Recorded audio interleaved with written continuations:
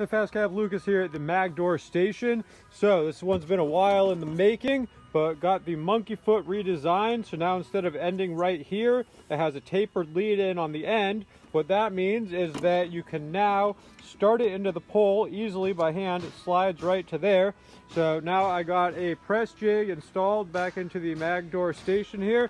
So when you want to build a pole, you just put your 2 feet started into your pole, snap it down on both sides like that, and then all you have to do is spin this handle here and it presses both sides fully.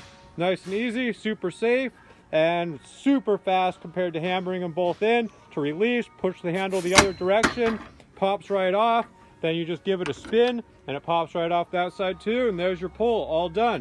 And then for the 48-inch station, we use it a whole lot less, so I didn't spend the money on a press, but I got a toggle clamp here with a piece welded onto it. So for this one, same thing, snap it down, but for this one you just toggle it over, and if it's really tight and hard, you can take the mallet and you can just hammer on the toggle like that and it'll press it in no problem. So there's the Magdoor improvements, and hopefully you enjoy using them.